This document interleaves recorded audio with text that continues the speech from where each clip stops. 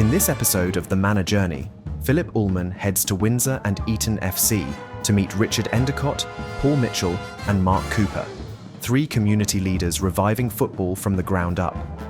Together, they explore the power of sport, education and local resilience in rebuilding a broken system.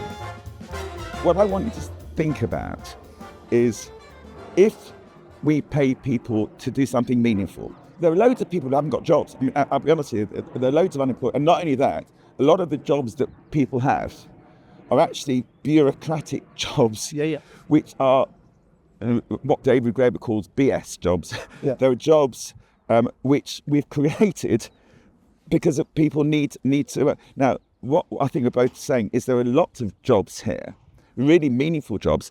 Let me paint the picture. We give you as we need a team of people that start to meet the needs of the kids that you're coming across.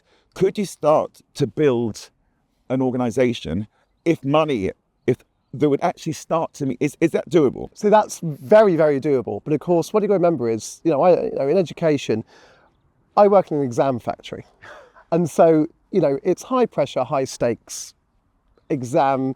This is the final outcome. This is where, so, when we talk about building those ideas, essentially I'm preparing children for jobs that don't exist yet. And I don't know how I'm supposed to do that. However, you're right in that what you're saying is that, well, how do you build this sense of community, build that sense of belonging, build that sense of working as part of a larger unit, as opposed to striving, always chasing the dollar for everything you do, which is the wider issue. So can you imagine that you devote your life, big part of it, to actually caring for these kids? So let's assume money was no object. We gave you a team which you start to build to start to meet the needs of all of these kids. Now, let's start with what needs do you think they currently have? We build here at Windsor and Eton a very much a locker room mentality. So, once you're in that, you have that sense of belonging, you have a set of coaches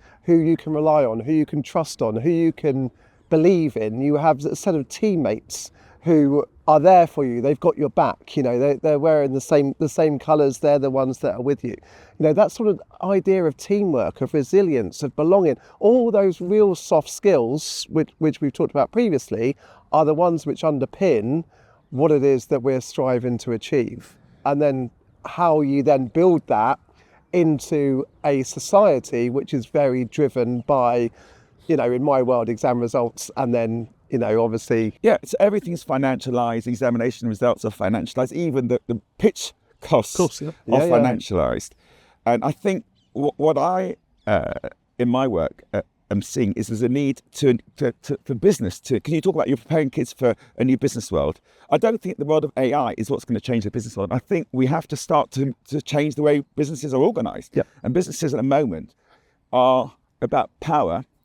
Most people are employed 100,000 people a year, most of them in warehouses, who are actually told by a little handheld device where to go, and they would do 18 miles in a shift as almost a robot. I think what we need to do is to start giving these people, again, the ability to make choices. So rather than forcing them to make decisions, we've got to start distributing decision-making to the people. We've got to stop this judgment. You mentioned to me before, we're very judgmental. I know you teach in a grammar school where I'd imagine many of the kids are actually getting additional tuition. Again, it means that everything's financialised. People with the money get the ability to buy almost GCSE results. That's the way it is. And is that fair? But also linked to that is this idea of disadvantage. So, a lot of our kids who come down here to the football club are from disadvantaged backgrounds. We talk about pitch fees, but the knock-on effect of those pitch fees is that we've got to raise our subscriptions to join the football club, in order to cover those subscriptions.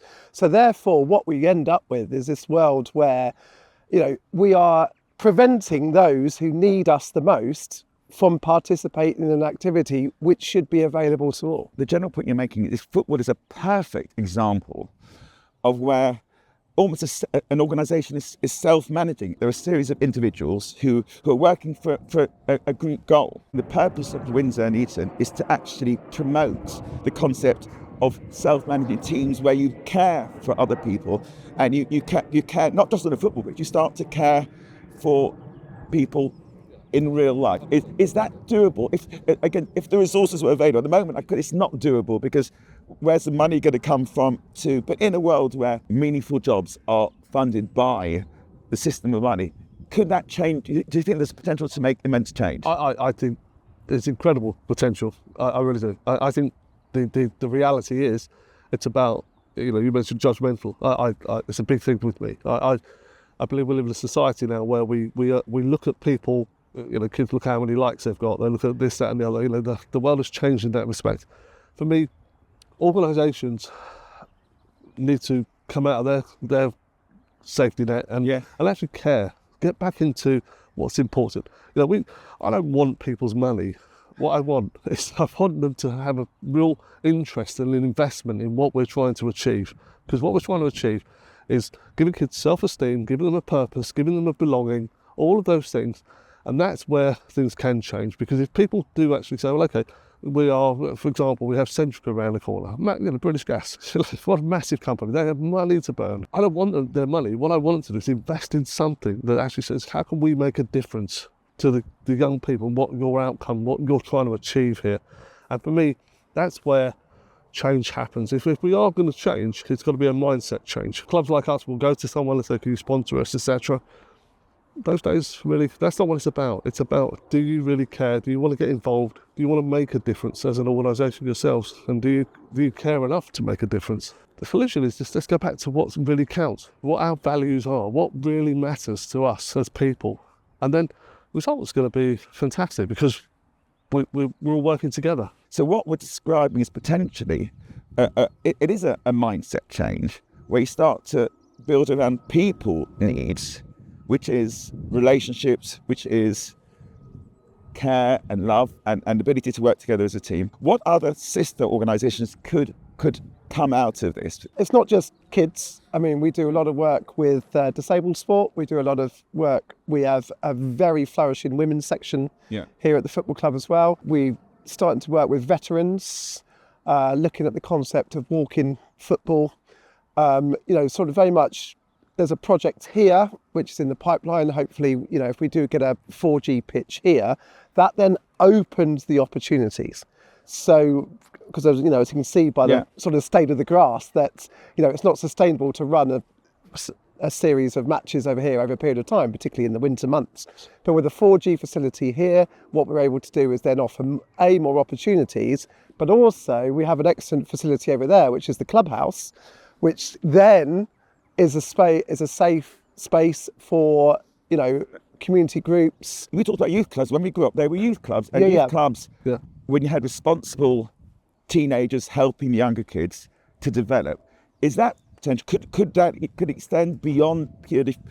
Sports is important, and there's again, no question. It's to do with belonging. The football is actually secondary. That's the whole point. Yeah. To me, listen, kids are active playing football because they love playing football. Yeah. Not many of them are going to make a living out of the game at the end of this. But what they will have is friends for life, hopefully. That's what's important. What they'll feel is part of something. But also, there's a lot of other people. There's people like the grandparents, like their parents. Why not? Like Richard says, why don't we start using this? Well, one of the biggest, saddest things I find is that a lot of people can't come out because they don't have any resource, anything around them. A club like ours should be involved with the community, finances pending, etc., helping people to come down, even if it's like bingo on a Friday night or something like that. That type of thing is what's important. That's disability football. Everything is about inclusion. That's why I say, and that's community as far as I'm concerned. So you obviously are both caring people. I can see the potential of taking this as almost a model of an organisation that is about caring, initially with football. But I'm sure if you think about those kids, you would identify needs that are not being met. And could there be youth groups, for example, that start to form around the same infrastructure? You've got a lot of space, and maybe start building up more units around the grounds where you start to meet, if you can start to get almost a network of people who care about the kids, I'm sure that you'll start to identify naturally all kinds of needs that are not being met.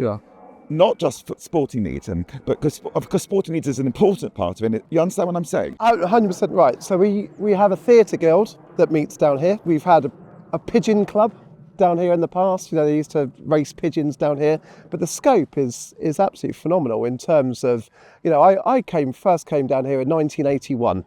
Windsor and Eton versus Red Star Belgrade, down here. They're the big European champions at the time, And my father brought me. I was serious. They played here against Windsor and Eton, yeah. Red Star Belgrade, wow.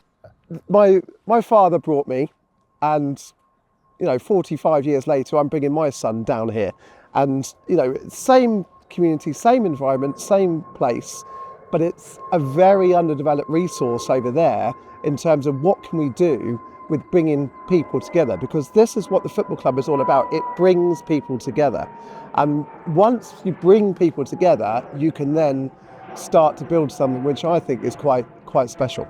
Is anybody saying for each child, what is their natural affinity? What should they be doing? What are they missing? What are they not getting? What is, and almost an environment to start to look at each individual. And could you imagine building on, which is what you can do in the football team, haven't you? You've got to look at all the members of the team, make sure that their needs are met on the pitch. You always have to take a step back from that before you start working out what it is it's going to be in there. What do the kids need? Yes. Where are the issues? So, we have problems with isolation. We have problems with mental health. We have problems with lack of communication and ability to socialise, essentially. So, these are the things which are currently lacking in our children in society. What is it then that can be built in order to support that? So we know that, we use football as an outlet, but not everyone likes football. So, I'm involved with the cricket club, the rugby club, all these different sports, but also there's a thriving art scene and a music scene as well. It's about tapping into those various different potentials to then take away that concept of isolation and lack of socialisation and all those things, which then makes people not just better citizens, but also, much more ready for, what's ahead in the future. I mean, the other thing that I always think is something we as organisations always need to be aware of is culture. And I think we need to involve different people and cultures into what we do. And I think what I mean by that is that, we live in a world now where things are very different to where they were 10, 15 years ago. There's a lot more acceptance of lots of things, but at the same time, I think, we need to embrace and involve people and make everybody feel welcome. That's so important. And I think that change is sometimes hard for people on the other side. And I think sometimes we're playing catch up. That's just my personal opinion. And I think, in a school situation, it must be very, very tough because change happens so quickly now. And for me, that's where I'd like to see clubs like ourselves being a safe space for people, whatever and wherever, whatever background or culture that anybody comes from. Is the current system working for kids, or is it broken? What do you think? Very broken. It's not just partially broken, it's very broken. As I said, there are a lot of children, I'm in a grammar school, so it is, I have a very, high performing cohort of students who are petrified about, the world that they're going into, because they don't really, very fearful about what's to come, because, they're aware and they watch the news as much as anything that, the financial system's on the verge of collapse, so where are they going? What are they doing? Why are they studying why are they sat in my subject? And there's a lot of fear, and there's a lot of insecurity, and and that's contributing to the mental health issues, which whilst we're able to do at the weekend and, bring children out and enjoying some fresh air, there's a lot of, uncertainty about where their future lies. And I'm seeing that in school a lot. So I think what we are seeing, and I think we all agree, is the narrative needs to change. And if we change the narrative, we're not going to start building a society that actually cares for each other, and the potential to start using the concept of a football team, which is a small self-managing team with individuals working together in a small unit. I think the model has got huge potential. And if we could start taking the skills that you develop on a football pitch, and that's the way we want businesses like that. We want people to start taking that and start to think about, forget about China producing all this stuff. If we start bringing back, which by the way is going to happen, Trump is talking about tariff barriers, but they are going to start. We're not going to import from China because we need the jobs back here. So we can start to get kids to extend the concept of small self-managing teams to the workplace. So people, their mindset changes and they start to think in a new way. And football is a perfect starting point for that transition.